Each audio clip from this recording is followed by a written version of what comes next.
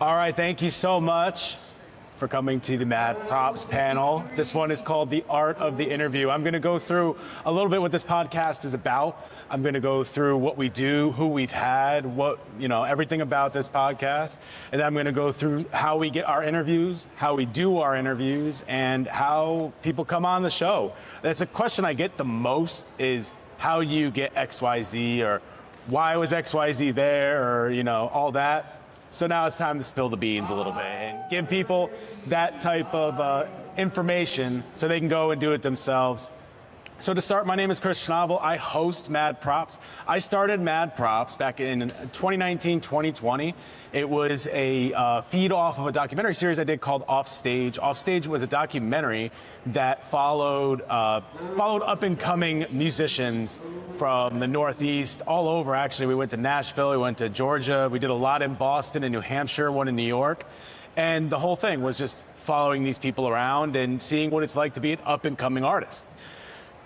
When I started this podcast, I kind of wanted that same concept. I wanted to have one person that's up and coming and then another person that's kind of already an established name to shed some light on that person. And I'll tell you right now, getting 2 guests every single week was not doable. Very hard to do, very, very hard to get 2 people a week.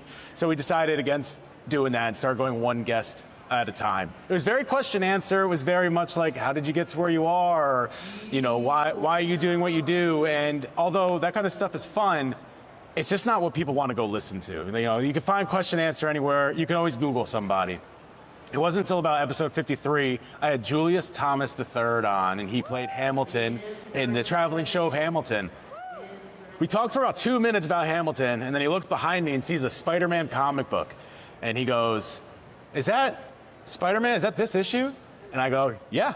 And he goes, "I love Spider-Man." For the next hour and a half, we talked nothing but Spider-Man. I did have producers. They told me I have to talk Hamilton for at least 2 minutes. So we did talk Hamilton for 2 minutes. You can't have Hamilton on and not talk Hamilton. But we talked for about 2 minutes. After we're done, we stop recording. I say thank you to Julius. And he goes, "Man, this was such a breath of fresh air." Most of the time I go on these things, it's about Hamilton, it's about acting, it's about how I got here, how I got there. To just go on and talk about something I'm passionate about was really amazing for him, and it was a great experience for him. From that point on, I wanted it to be that way. So when I brought people on, I didn't want to just talk about what they were known for. I wanted to talk about the hobbies they have outside of what they're known for. I want to talk about passions they have outside of writing comics or being on stage or creating TV shows, whatever it is. And that's really the direction we decided to go. We decided to go more conversational, but more out of nowhere. If you can Google something, I don't want to talk about it. If you can find it on another podcast, I don't want to talk about it. To go deep into that, I would start listening to podcasts, reading articles, really doing deep research, and anything I saw or heard would not end up on my show. I did not want to talk about it because you can find it somewhere else. And the appreciation from a lot of these guests that would come on would grow and grow, especially as the guests got a little bigger and bigger. Some of the people we've had on, we had Darren Nefsey, creator of Star vs. the Forces of Evil. We've had Rob Paulsen on, Animaniacs, TMNT. We've had Carlos Alazraqui, Rocco's Modern Life. You might know him in Reno 911. Yeah, he's in that, yeah. So we've had people like that come on, and again, we just kind of talk about what their passions are outside of it. We still do get a lot of really good stuff about what they're known for. We don't just go left every single time. But then we start talking about, like, Carlos Alazraqui loves to surf. He loves to go into the water. He loves to clear his head that way. Rob Paulsen loves hockey. His email address is all about hockey. It has nothing to do with him. You're trying to find him. It has nothing to do with him. It's all about hockey. So we bring these people on and talk about that, and every single time they love it. And then I keep in contact with them afterwards because they enjoyed their time so much. We've had repeating guests because they want to come back on and talk about something we missed. They love that kind of stuff. So that's really the direction I decided to go, and that's really what Mad Props has become. So the question we get all the time: how do you get the interviews in the first place? How do you get them on? The main thing is really just ask. I know it's like, where do you find them? We'll get to that in a second. But my thing has always been, the worst thing you can get is no. No one's ever going to be like, not only do you have no, but I'm going to tell everybody you suck. That doesn't happen. Really, you're just going to get a no thank you, we appreciate it, something like that, and then they're going to move on with their day. or you'll get nothing. A lot of times you get nothing. You get no answer at all. But just asking, you never know who's going to say yes. I never for a second thought Darren Nefsey would come on. We've had Jon Benjamin at the top of his Archer game come on. Never thought that would happen, but we just asked and he came on. Before I had this podcast, we interviewed Hannibal Buress right before he did the Bill Cosby joke. We booked him before, and the interview was the day after he did the joke. We got him the day after the joke. So just asking is the first part of it. The next part of it is finding these people. There's a couple different ways you could do that. Sometimes you can just reach out on social media directly, but I don't think that's really an effective way to do it. I don't think you're really gonna find anybody on social media. They're not gonna check, especially Instagram now has the business thing. You gotta think of other ways. Still use Instagram. They have their email contacts on the Instagram most of the time, and that's gonna be the proper route. I'll tell you right now, we're at a convention. Do not go up to them and ask. Do not go to their thing and start interviewing them. It is the worst thing you can do. It is awful. They're not going to want to do it. They're not going to want to talk to you, and it's gone forever. What you could do is reach out to them and then meet them later. We've done that with a couple upcoming guests that haven't joined yet, Billy West being one of them. He's coming on in the summer. We saw him at a convention, went up to him and said, hey, Billy, I just want to meet you in real life because we're going to be talking soon.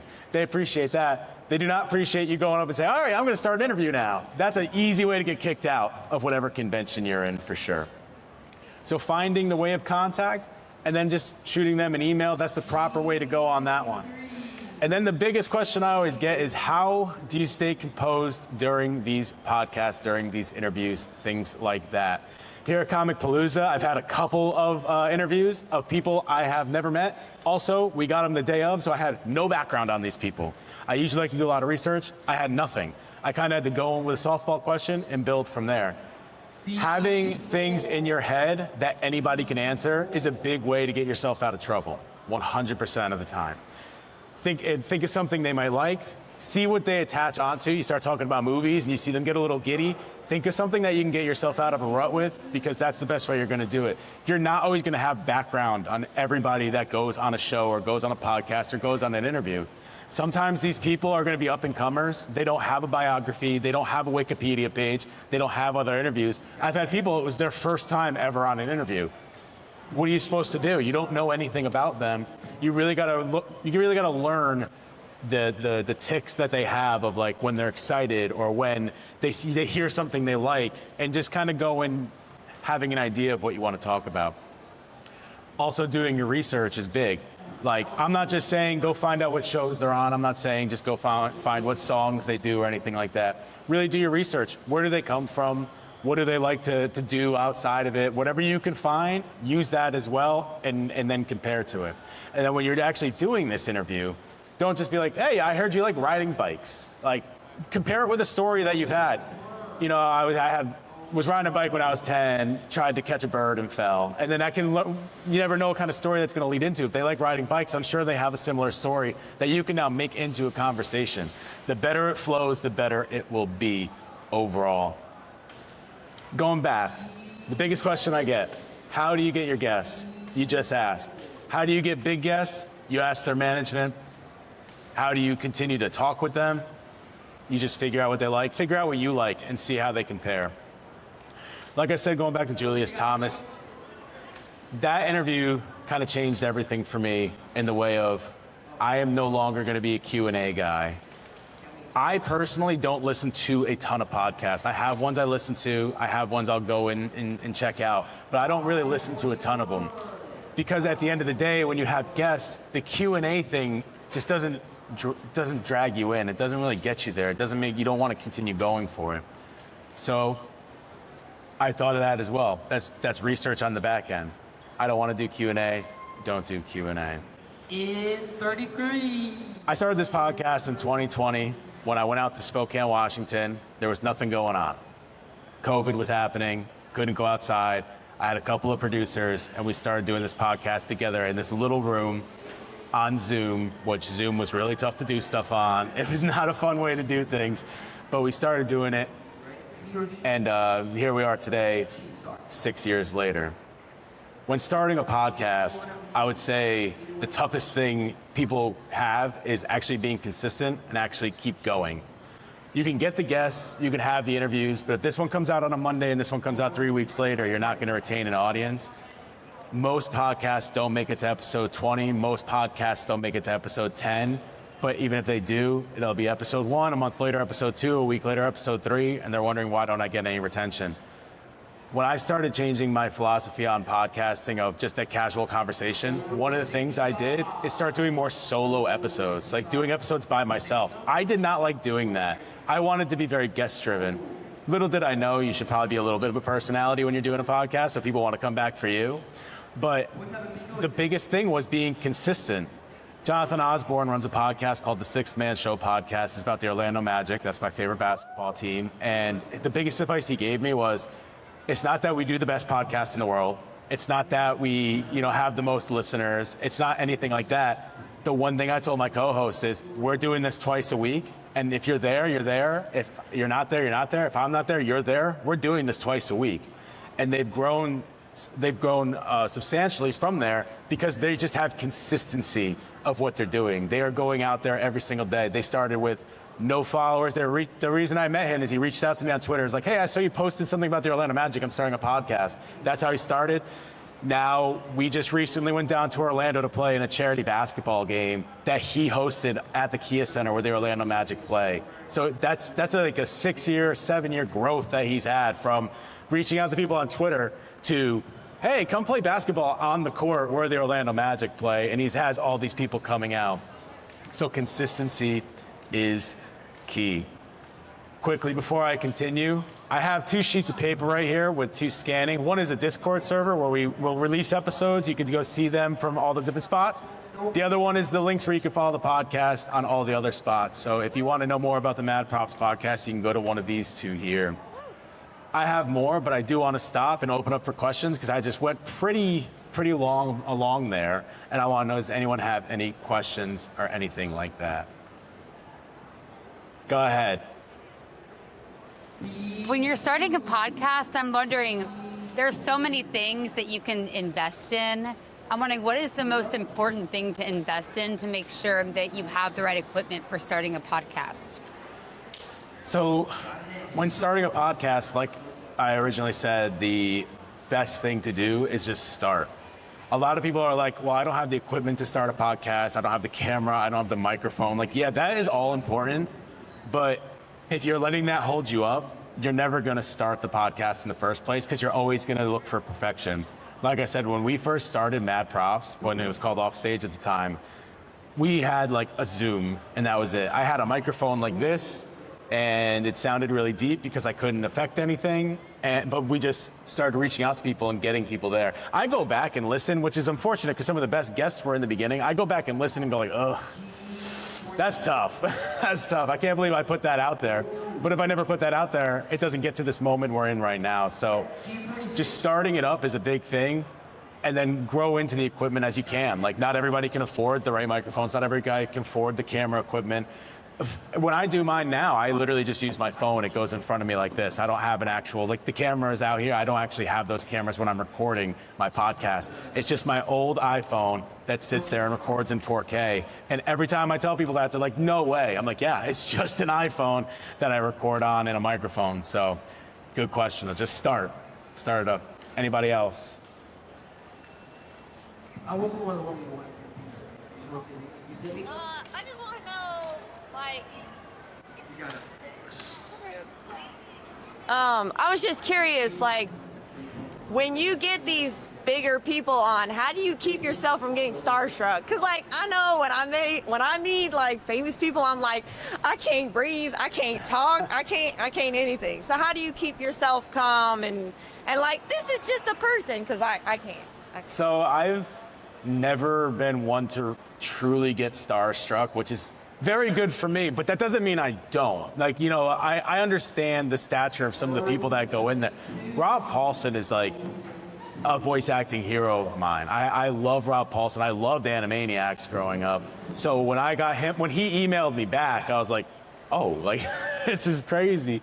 But at the end of the day, you got to remember when you're on a podcast that this is your podcast at the end of the day. People might be coming to listen to him, but you are the one trying to hold it down and trying to be the person in charge. Deep breath. You're at the same level. There's no one bigger, no one smaller. You're at the same level. Just deep breath and continue to move forward with that podcast. The thing that helps me the most is before I hit record, I talk for like 20 to 25 minutes. We can do behind the scenes stuff that would get just as much view than the stuff outside of it, because we'll talk for like 20, 25, 30 minutes beforehand. And that's where I get a lot of information from too. I'm like, we'll talk about hockey, we'll talk about, mountain climbing, we'll talk about whatever. We'll just talk about life. You get comfortable with them, they get comfortable with you, and then I go like, all right, yeah, now we can start. A lot of the time I go, damn, I should have started like 20 minutes ago. This is good stuff. I just wasted all the good stories in the pre-show. But again, they appreciate stuff like that because Rob Paulsen invites us out to all the different events he goes to in Texas. He's like, hey, I'm going to be here. Come out and say hi. Carlos Alazraqui does the same thing because we took that time before to really get to know them. Now they want to connect with us outside of it as well. So taking a deep breath. Don't put anybody above you when you're doing it. Like you're whether it's Tom Hanks coming on or someone no one's heard of, everybody's going to be at that same level, and you got to go in with that mindset and then open it up to conversation before. Even if you're the one that's a little nervous, a little frightened about talking to this person, maybe you need to break the ice for yourself. Maybe it's not breaking the ice with Rob Paulsen. Maybe it's just breaking the ice with yourself to get comfortable with this person. One of the worst things you could do is just start recording, and then you're stiff. And then they're sitting there like, here we go. And they think they're on one of those podcasts that's just gonna, go along, and the person's not gonna know what they're talking about or know what they're doing, or they might think maybe this podcast wasn't the right choice. Open yourself up in the beginning. If you're a huge fan and you really are worried about it, literally tell them like, listen, I'm a giant fan of yours. Like this is like really big. Because they're gonna be like, oh my God, thank you so much. Like I really appreciate you. Thank you for doing that, blah, blah, blah. And then it feels like a weight's lifted off your shoulder, like, all right, now I can start talking to this person. They know the fandom's there. It's not going to be that weird thing in the back where it's like, oh my God, I've loved this person since I was 2 years old. Like, they don't even know that. Now they know it's out there. And you might even have a conversation about that. The voice actors love to talk about that stuff. That's why they come to conventions, right? Because they want to meet the fans. Now they get to sit down with a fan, have a interacting one-on-one personal conversation with those people. So deep breath, have a conversation, and then get into it when you feel like you're ready to get into it. Go ahead. I'm wondering who's a dream guest for you? A dream guest for me, realistic dream guest, because like if I had to say my real dream guest, it'd be Billy Joel, because I love Billy Joel, but I don't think he wants to come on my podcast. Maybe. He might, but you never know. I always say Charles Martinet is, and if people that don't know who that is, he's the original voice of Mario. I love Mario. It's my favorite video game. I've literally played it since I can remember. And I've been able to meet him a couple times at different conventions I've worked and stuff like that. But for, let's say 12 years, he said no to coming on the podcast.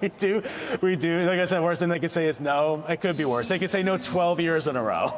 So it could be worse. But I've always wanted to have him on because his voice, even though Mario doesn't really talk, that voice is so iconic. It means so much to me that I've always wished that I could have him come on and just talk to him about everything. I mean, that would probably be one of those that is very much Mario based, but it's been a guest I've wanted for a long time, and one day hopefully we'll get there. No one's getting any younger. Anybody else? Any questions? All right, so I just want to talk a little bit about some of the episodes we have, because I would love for everybody out there to check out Mad Props. You can find it at Mad Props Podcast on YouTube or Apple Podcasts, really wherever you get your podcasts. Recently, like I said, we had Carlos Alazraqui of Rocco's Modern Life, Reno 911. We had Rob Paulsen of Animaniacs. We had Ava Bunn, who was in the new Scrubs series. She came on recently. We had the pleasure to go out and meet her in Austin, Texas as well, where she did a show. If you can ever see her live, do it. She is absolutely hilarious. Like you will not. It's going to be a crazy one-woman show. You're not going to know what's going on, but you will laugh. I can guarantee that. And then we've had some really cool people that come on. So check that out. It's right there. So for about a year, I stopped posting Mad Props. And we got up to 16,000 subscribers on YouTube, about 5,000 followers on, between other social media platforms. And then all of a sudden I kind of stopped, which went against the rule of just keep going, because it was getting difficult, and it was between work and I was freelancing and finding the guests and recording. It just became a lot. I was going through a lot in my own life, and I was, I didn't really want to do it as much. The reason I bring all that up is because the same thing started. Don't think it's too late either. I come back with an episode about a year later, and it did just as well as the other ones. Your fans will follow, and your fans will be there. So don't ever give up on that either, because you never know what's going to happen on that end as well. I'm going to wrap it up a little bit early because I kind of flew through my stuff. I want to ask one more time, are there any questions, comments, anything like that from anybody in the audience? Awesome. Well, I appreciate everybody that came out to the Mad Props panel. You can follow Mad Props at Mad Props Podcast. My name is Chris Schnabel. You can also follow me on social media. We have some really cool guests in the pipeline. We have Blossom from Powerpuff Girls coming on soon. We have Billy West, that was already, and J.M. DeMatteis. For people that don't know, he wrote Craven's Last Hunt. We just interviewed him on Saturday. That will be coming out this Monday. So check all that out. We really appreciate you guys coming out here. And this is my first panel ever, so I'm happy to be here, and thank you guys for supporting. Thank you so much. Thank you, Comicpalooza.